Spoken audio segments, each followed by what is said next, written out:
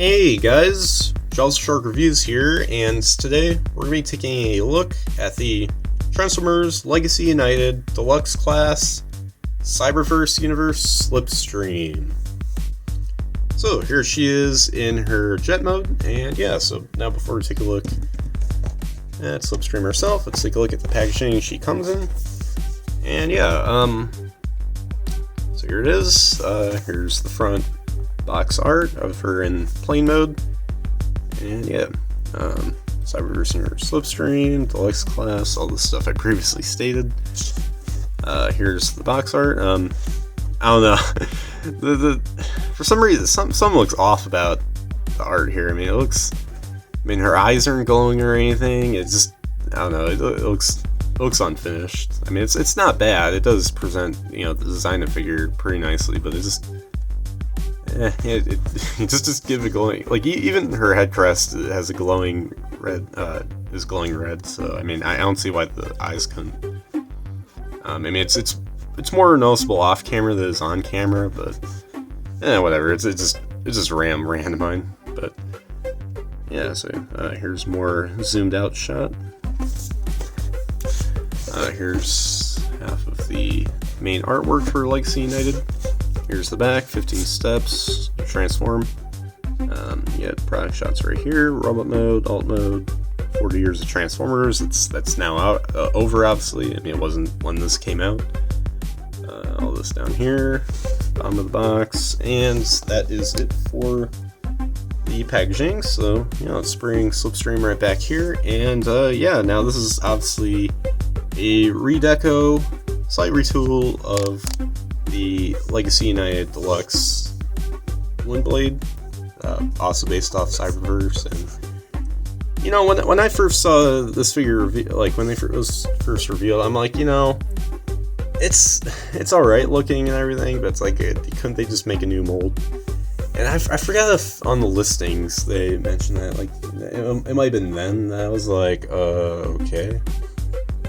But unless I'm thinking of another figure, but and the final result isn't bad. But let's get in there right now. So, starting off, here's the jet mode. Looks pretty nice. I mean, it's your typical Slipstream jet, but I dig it. I like the light purple. Well, it's more of a normal purple, like off camera, but on camera it looks more like a sort of a red violet. I don't know. Yeah. You can see this right here, the nose cone. You got cool looking silver, and get the main cockpit area in clear plastic. And yeah, not translucent, the metallic, like teal. I think that looks really, really nice. That's probably the highlight of this figure. Unfortunately, you can see her hands. That's still Bravo from Windblade. Kind of sort of see her head in there if you look closely. It's mostly just her jaw. And yeah, the intakes right here are like the real giveaway that this once was a Windblade figure. But everything else I'd say still works as Slipstream. Just replace that with normally molded wings, and I'd say it works nicely. But yeah, so accessories, well, obviously you can see them right here. They're basically just the typical Seeker null rays, or whatever they call them. I know for Starscream it's null rays, but for the other Seekers, I think it's blasters, guns, whatever. And it's not focusing right, but that's a bit better. It's basically black paint, just coated right over blue clear plastic. So yeah, that's pretty much it right there. Bottom shots, top shot, and yeah.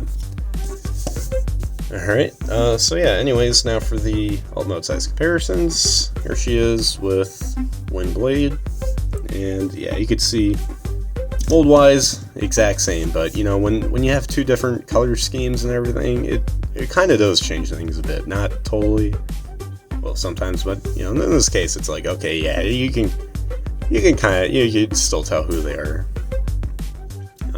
So yeah, and I did like the Windblade figure. I mean, it's not a great figure, but it's still a pretty good one. So I mean, I expected kind of the same with this figure, honestly. But yeah, here's the bottom. This is kind of in the way, but yeah, there you go. That's how that looks. And yeah, and I think I'm not sure where it's at. I think it might still be in storage, but I believe I do have the original Warrior class Slipstream from Cyberverse, which is basically just the Starscream Warrior one, but in Slipstream colors, and that figure was awful. Like I found it on clearance for it was like $5-10 at Target, but I honestly regret picking that figure up and pretty much all the Warrior class Cyberverse stuff, honestly. But I don't know if I have that one. I think do I still have that one? I'm not sure. If I do, I think it's like buried down beneath a bin. And I don't even know if I reviewed that one. But whatever, we got much better. At least, even though this is just a redeco and slight remolding of Windblade, it still works so much better than whatever that piece of crap was. But yeah, let's get right down to the transformation, shall we? So, start off by removing the guns. You can kind of get a better look at them. And now we got that out of the way. We got the parts forming out, so let's get to the real thing. So starting off, you just want to flip in the land gear. That's the only one that moves. These technically aren't landing gear, and they're just sort of blades, but they are tail fins. It's kind of like what they look like, but they're supposed to be kind of land gear. But anyways, you're just going to flip these panels up. There we go. And then detach the hands from these pegs right here. And then after that, just move this up a bit and split this apart. There we go. Kind of bring this in right here. And then same thing right here. Let's go in like that. And just flip that down, and there we go. Now we can see her head. The only, well, aside from her accessories, the only real new molded part for the figure, at least I'm pretty sure. But yeah, then just detach the wings, as you can see from right there. And there we go.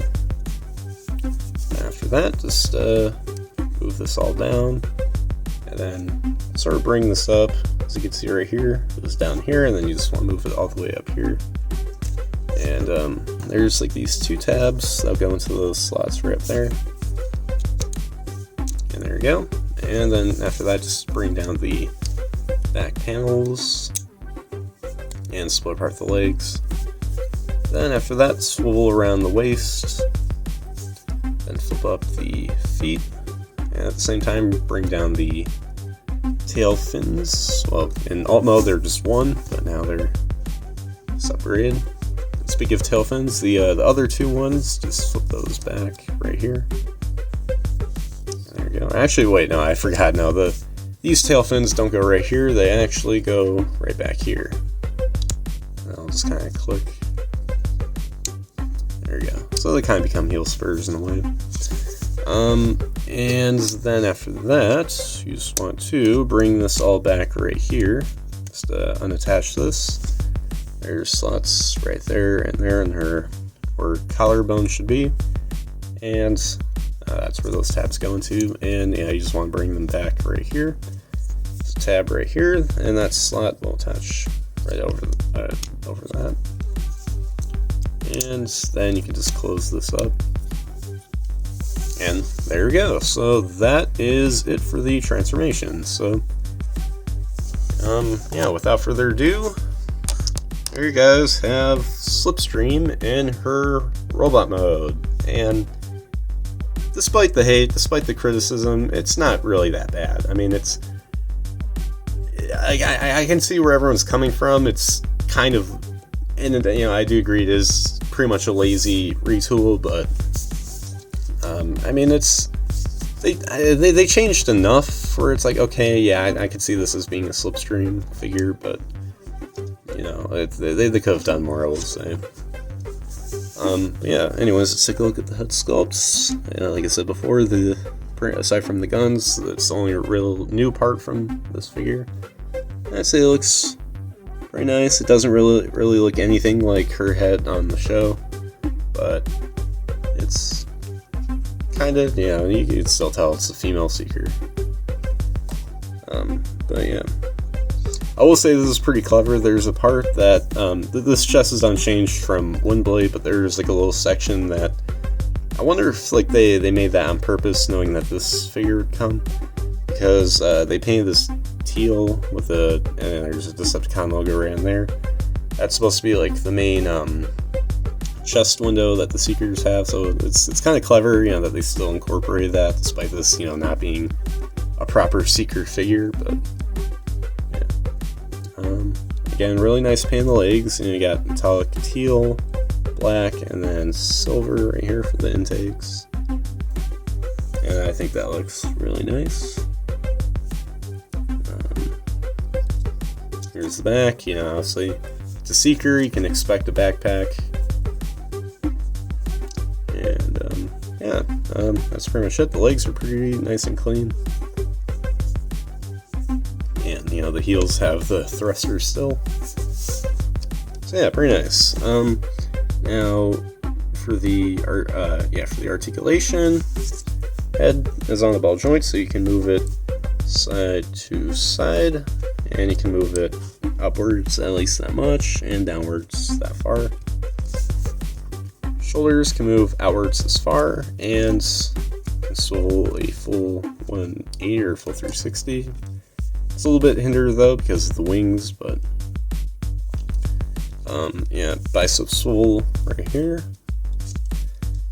bend at the elbow, and then she does have a wrist swivel,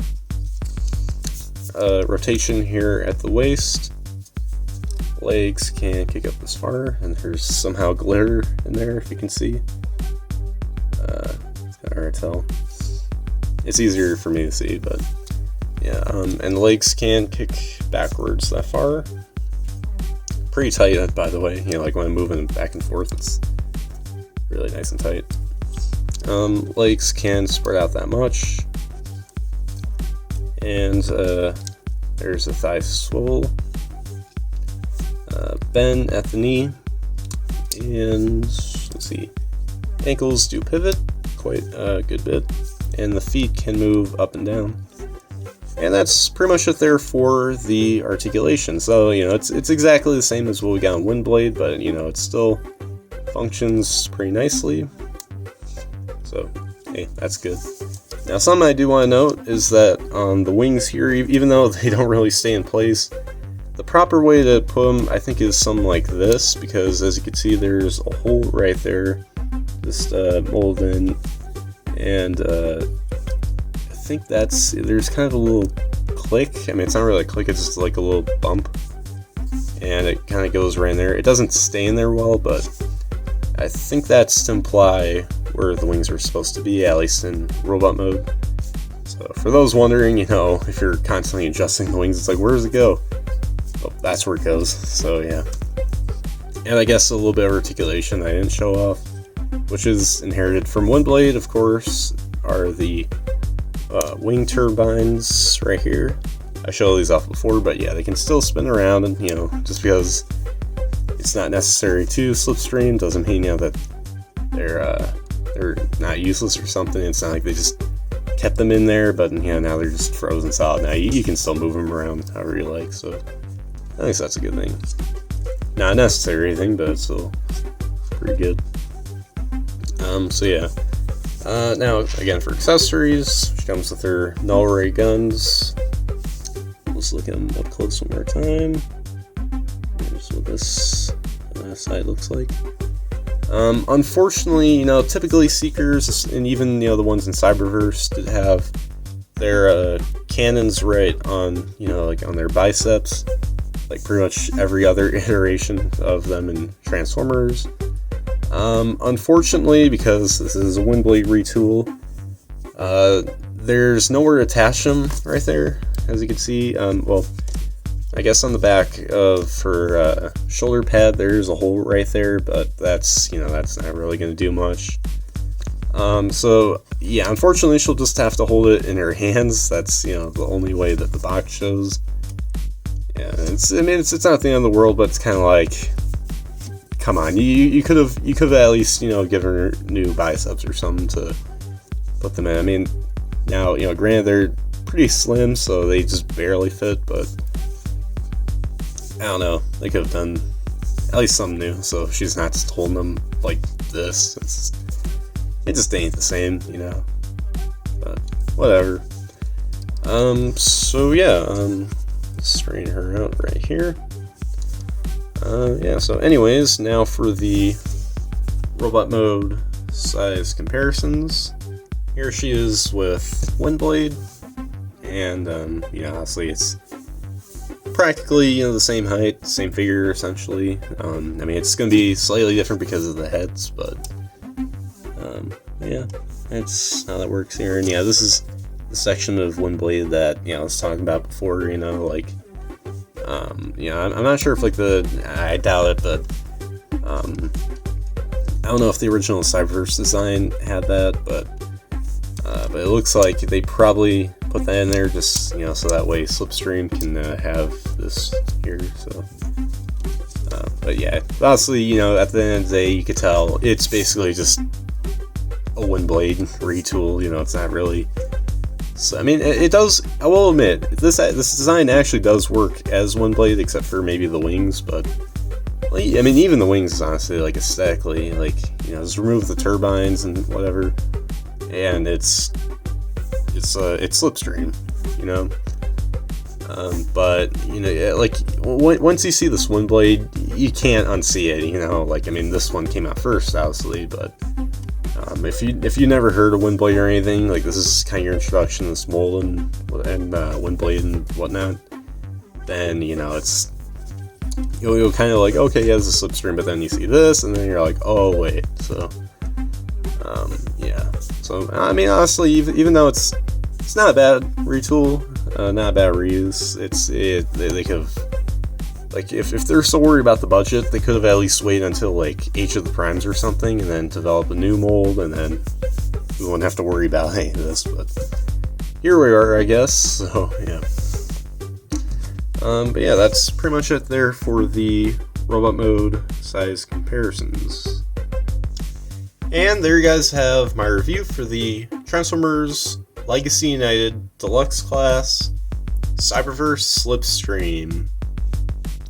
And I mean, it's honestly not bad. I mean, Windblade was a pretty good figure, and the same would apply to this, because it's basically the same thing, just in a new deco and new head and new accessories. But it's not bad. It's for Slipstream, they could have done so much better, especially since this might actually be the first, second, whatever, mainline Slipstream, aside from, Cyberverse and whatever, an actual figure, an actual Hasbro Slipstream that you can get, in a Generations line, that's what I mean. And, so they could have done more justice, I'd say, but, especially since it's specifically based on Cyberverse Slipstream and not just some random designer's design, you know what I'm saying? So, yeah, they could have taken more steps to make it feel more like Slipstream, but at the end of the day, it honestly, it's not that bad. It's not really bad at all. It's just kind of they could have done so much more. Because, they're Hasbro, they're a multi-billion-dollar company, they got budgets, obviously, for each figure and each size class, and, of course, each line, but still, it just would have been nice to see. If that means a delay in getting a new Slipstream, then I would have preferred it, but, I don't know. Maybe by 2030, there'll probably be a better one, but we'll see. We shall see. But yeah, if you're a fan of Slipstream or Cyberverse fan, well, I guess if you're a Cyberverse fan, you'll probably be a bit disappointed. But I mean, still leaps and bounds better than the Warrior class one that we got, like, yeesh. But if you're hoping for an accurate design, sorry. Well, it shouldn't be my apology. It should be Hasbro's, of course. But if you're at least a Slipstream fan, you want an affordable, like, $25 one, then this is the figure for you, I'd say. It's not bad, not a bad figure. But, yeah, so anyways, guys, make sure guys like, subscribe, comment, share for more, and comment down below what you guys think of this figure. So, anyways, guys, as always, till all are one.